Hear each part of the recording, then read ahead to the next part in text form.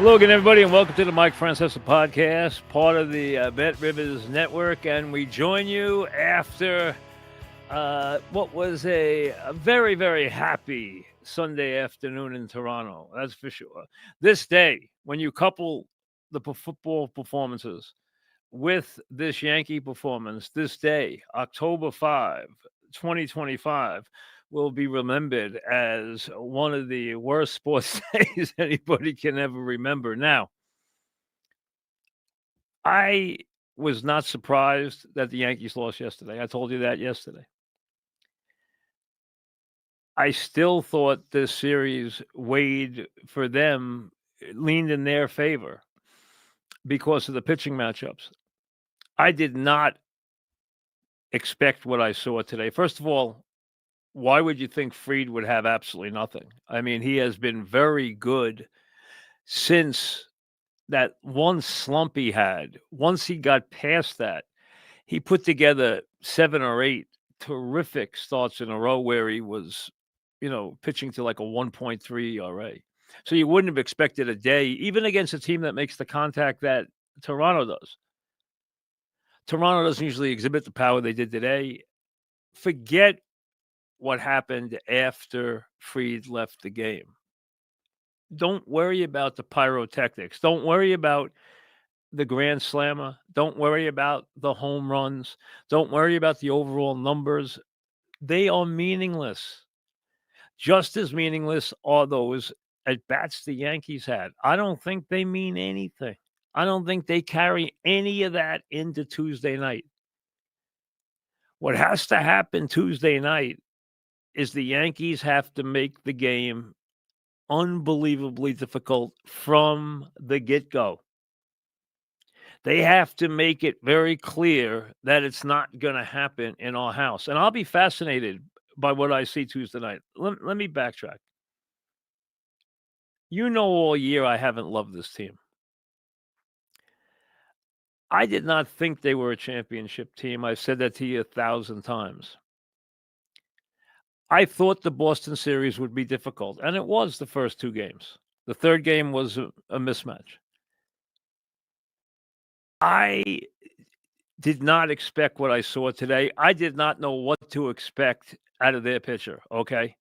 Everybody who tells you they knew this guy was going to throw like this is full of bananas. Let's be honest, okay? Come on. This guy's had 14 innings in the major leagues. He's been run up through the ranks. He's got 14 innings coming into today in the major leagues in which he's given up a hit an inning, and he's walked a bunch of guys. He had a 1.4 whip. He did strike guys out. He's got a unique arm angle. I understand all that. But nobody knew that he was going to go out there today and just completely dominate and no-hit the Yankees and strike out everybody in sight. Nobody knew that was going to happen. If they said they do, they're lying, okay? That was an overwhelming performance. Just like we didn't know that Cam was going to have an all-time great performance against the Red Sox, but that Red Sox lineup was anemic. This Yankee lineup is anything but anemic, even though it does strike out a lot, as we know, and is a feast or famine lineup, as we know, which is one of the things we don't love about this team. And one of the things I've always liked about this Toronto team. But I'm going to tell you something. I know you're coming in tonight and you're down in the dumps. And you got to, and as a Yankee fan, you got to get peeled off the floor. You weren't expecting this. And I know after you won that series and you looked at the matchup in these series, you said, oh, Toronto was lucky to hold on. They didn't play well in September. Look at the pitching matchups. You know what? Split the first 2 games, bing, bing, and put them away. And if they ever have to go back, it's Fried against a no-name. Well, if they ever do go back, it'll be Fried against a no-name who is no longer a no-name after what he did today for 5 1/3 innings. And they got him out of there at the right time. I thought they got him out of there at the right time. And I think that Boone got Fried out of there at the right time. There was nothing to be gained from that game. If you're the Yankees, if you're Boone, You know what I would have said to him on the mound? I would have said, before you leave the mound, look down because you're going to be back here on Friday and it's going to be a whole new ball game. That's what I would have told him. Look down because it would be freed on full rest on Friday in the same matchup after getting bombed today, 13-7, down 12-0. The guy throws 5 in the third innings of hitless baseball, striking out everybody in sight. So how could Fried ever match up? Hey, I remember Andy getting bombed in game 1 of the 96 World Series. I was there. I remember him getting bombed. And then I remember game 2 where Maddox, who was always a pain in the neck, threw a gem. And the Yankees were down 2-0. And anyone who watched Pettit pitch that game would have never thought that just a couple of days later, he would pitch one of the great 1-0 performances that you'll ever see against John Smoltz, who has stated on, and I know you guys don't love John Smoltz, but on numerous occasions has stated that was the best game he ever pitched, that 1-0 loss to Andy in game 5 in 96. When the Yankees won 1-0, when O'Neill made the catch, obviously to save the game on a bad leg, and the Yankees came back, and then on Saturday night, the ball drifted into Charlie Hayes' glove, and Yankee Stadium rocked. And I've told you many times, if you've listened to me, that night was the loudest I ever heard Yankee Stadium in my whole life, dating back to the 61 Yankees. My whole life, the loudest I ever heard Yankee Stadium was that night when Girardi hit the triple off Maddox. The loudest I ever heard it. And that 3-2 victory that night. That was game 6 and 4 straight wins. So it can be done. You've seen it done before. It's a best of 5. They have nowhere to go here. But I'm telling you, you might thought that right now I was going to come here and bury the Yankees right now. And listen, I should off these first 2 performances. I mean, they couldn't have been worse. And today was a real stinker. I mean, when you get beat up to the tune of 23-8 over 2 games, and that's even, I mean, at one point it was 21-1 over 2 games. I mean, that 2-1 game yesterday, where they had a chance to get back in the game, turned around and turned into an explosion and a one-sided game. And then today, before you knew what hit you, the game was over. Especially after you, as a Jet fan or a Giant fan, had sat through what was an absolute mess of a Giant second half and a Jet game. And, of course, they did what they always do. They lose. Well, lose isn't what the Yankees always do, but let's be honest. They've gotten pretty used to losing in the postseason because they haven't left the postseason on a high note since 2009, and that's a long time ago. That's a long time ago. This is 2025. That's 16 years ago. And now, Yankees, who a lot of people really jumped on their bandwagon, their numbers changed. Yankees weren't, and the Dodgers weren't either because they both had to play in the first round. So if you looked at it, a Yankee-Dodger World Series was not heavily favored before the playoffs started because they both had to play in the first round. And if you have to play in the first round, you can lose in the first round. And when you make odds, you take that into account. But after the Dodgers won against the Reds and the Yankees won against the Red Sox, the numbers jumped up. And all of a sudden, the Yankees were the favorites to win. The Dodgers were the favorites to win. And everyone was "Oh, we're headed towards that encounter again." Well, we'll see if we are. But the Yankees now have a whole bunch of work to do. I told you a while ago, I would not be surprised by anything this Yankee team did. I don't trust them. Don't trust them. But I do see that they can do certain things at home. And I would not be the least bit, not the least bit surprised that they force a 5th game here.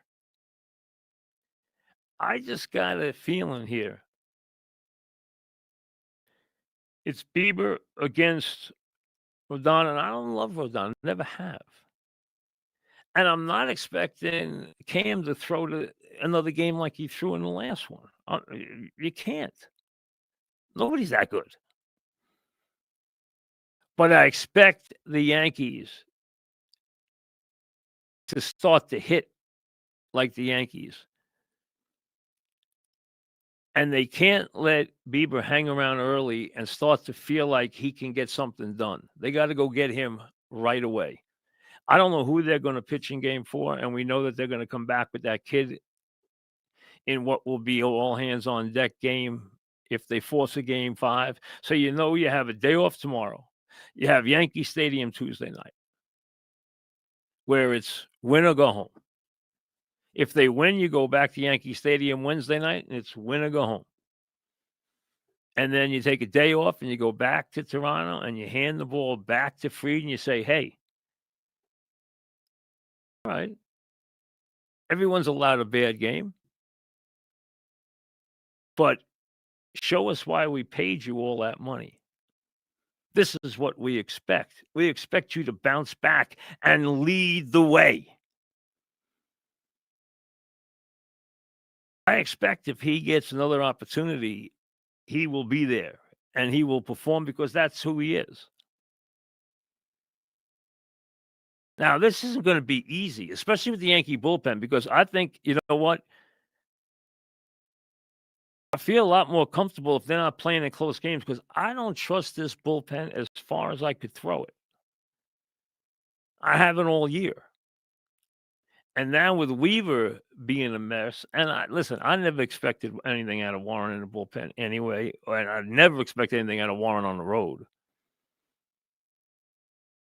Okay, and the Yankees don't have a whole lot of faith in Heel right now. So listen, you're asking it to be the guys right now.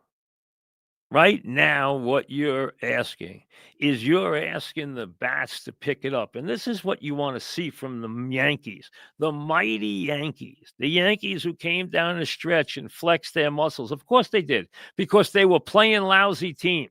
And the Yankees always flex their muscles against bad pitchers and lousy teams. They're bullies. Well, you know what? The bully just got its nose rubbed in the dirt. Not once, but twice.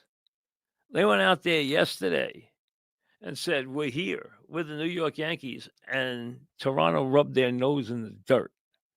And the Yankees went out there and said, hey, you did that to us yesterday, but look what we brought today. And then they turned around and they rubbed Fried's nose in, and everybody else is right back in the dirt again.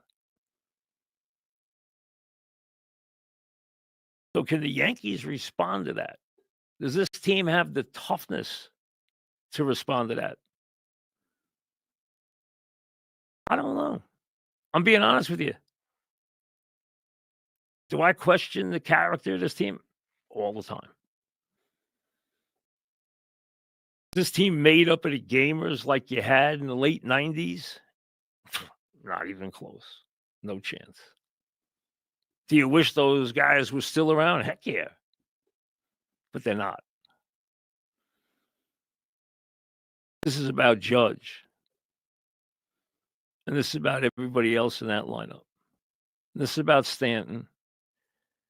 And it's about guys who have had good years like Grisham and Bellinger. And it's about guys like Rice who haven't been through this before, and young guys, and new guys, and guys who have been waiting to do it for a long time. And you heard that theme this afternoon. Hey, you know what? Judge is getting old and he hasn't won. Nobody knows that more than Judge. And you know what? The theme as the season opened, the postseason opened, was that Judge was going to finally explode on the scene in the postseason. But let me just say this: a couple of bloops, a couple of singles, and a 450 or 500 on base percentage isn't going to cut it. No one's going to care. What they're going to remember right now is you had a chance to break the game open yesterday in the sixth inning with the bases loaded and you struck out.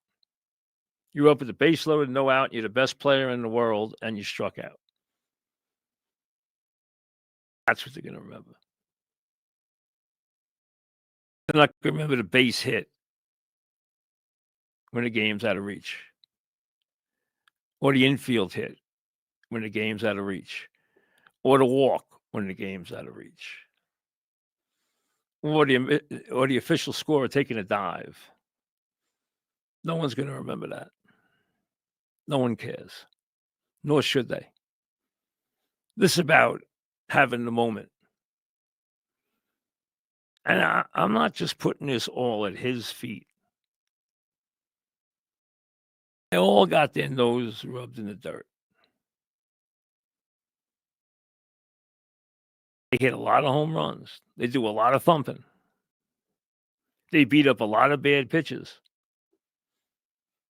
Now they got to beat up some guys with their season on the line. Are they capable of it?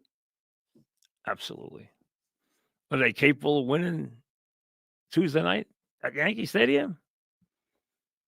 Absolutely. Are they capable of turning the game back over to Camp? Now, listen, like I said, you got to curtail your expectations. If he gives you a winning performance, that's enough. No one's expecting him to go out there and duplicate what he did. That's not possible. That would be otherworldly. But the idea now is to allow your ace to get back on the mound again this year and find vindication. Because if this season ends with that his last memory, it's going to be a long postseason. Because the last thing he's going to be thinking about was that he got his rear end kicked in Toronto and the Yankees failed to do what everyone hoped they had in them this year. And, this year in the middle of the season, a lot of people didn't know what to make of this team or this bullpen. Then they came on late. I know they beat up a lot of bad teams, and they did. The last 13 games were against losing teams, and they won 11 of them. And they won their last 8, and they put the pressure on Toronto, but they didn't get that extra win because that extra win would have gotten them a bye and got them home early in the series, and it didn't happen. So now they got to win 2 games at home and a game on Friday in Toronto, or it's going to be a cold and long and bitter postseason. A disappointing postseason. But it's not yet. Toronto's got to win one more game. And the Yankees have to win 3 games before Toronto wins another game. It's as simple as that. Is it easy? Heck no.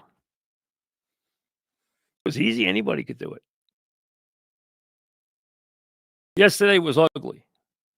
Today was surprising and ugly.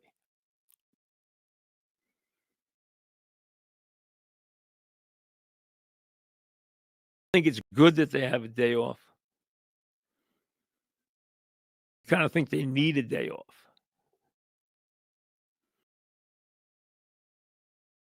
In Toronto, you're riding high right now, and why wouldn't you be?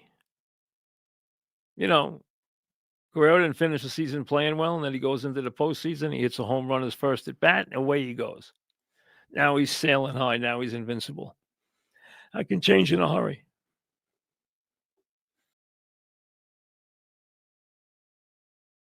See, the one thing to never forget is momentum in baseball is tomorrow's starting pitcher. It's never anything else. Never. It's always tomorrow's starting pitcher. Sometimes that's good, sometimes that's bad. This was an ugly day. This was a rough Sunday. And when you know, hear the shows on Monday, they'll be yakking and going crazy. And, hey, negative sells, you know that. Was I surprised by what I saw today? I was. After the football, I was settling down and I said, wow. I even said it in the first inning. When he got out of it with the double play, I said, boy, Freed doesn't look sharp. And then second inning, you saw it, and the third inning compounded it, and away you went. You didn't have it. It happens. It happens. It happened to him in Atlanta in the postseason. It can happen anytime. We know that. We've seen it with everybody. Nobody has it all the time. Now, was that kid a revelation? Yeah, he was. I mean, it's amazing what some of these kids are able to come in and do. They throw so hard. And, listen, that was command. That wasn't just nasty stuff. That was nasty stuff that he was commanding in the strike zone. That makes it all the tougher. You can't lay off that stuff if it's in the strike zone. And, I mean, he was impressive as heck. That came out of nowhere for me. I don't know. I just looked at the numbers this morning. I didn't know the kid from Adam, and I looked at the numbers this morning. I said, well, he's only pitched 14 innings in the major leagues. I looked at the numbers. Yeah, he had some walks. He pitched okay in 2 games. He pitched lousy in 1 game. I said, all right. Struck out 16 guys in 15 innings or 14 innings. All right. A lot of guys do that these days. Look at the walks. You look at the hits. His whip wasn't that great. You thought, we'll see. What we saw was something special. Doesn't mean it's going to happen again. 1 inning at a time, 1 game at a time. I'm just telling you. There's a lot on the line for the Yankees. I don't know if this would make them shake their team up. I mean, the Mets have already started to respond to their disappointment. They didn't make the playoffs. I think if they had played the Dodgers, they would have gotten whipped just the way the Reds did. Because they weren't going to bring any pitching into LA, and they were going to pay a heavy price for that. Could they have made the playoffs? Yes. Could they at least have said that? Yes. Now you've seen them already shake up their coaching staff. You'll see them, I'm sure, shake up their roster. And that could very well be a good thing. This lead to the Yankees shaking their organization up? I doubt it. I don't expect that to be in the plans. So if that's your wish, I don't think it's going to happen. But I'll tell you, as I sit here on Sunday night,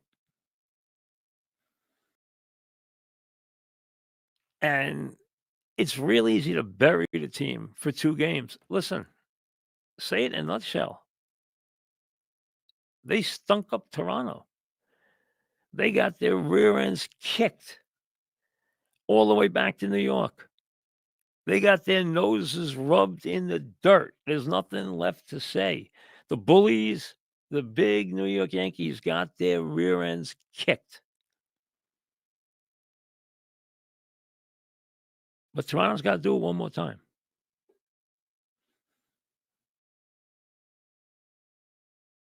They have some advantages. I like their bullpen better.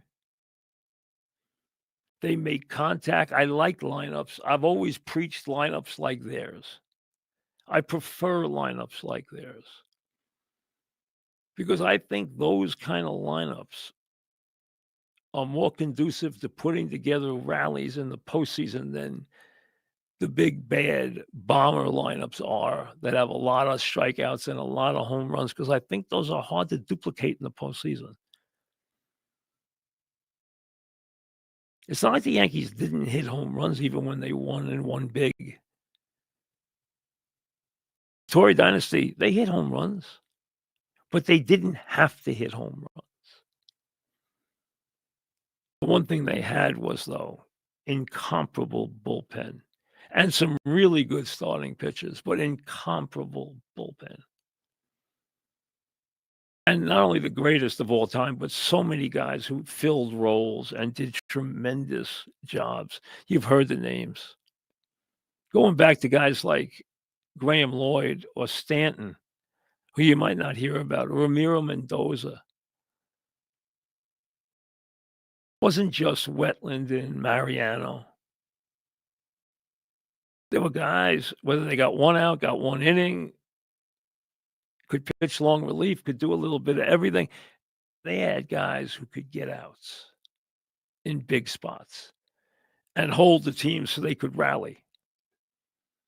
And they rallied a lot.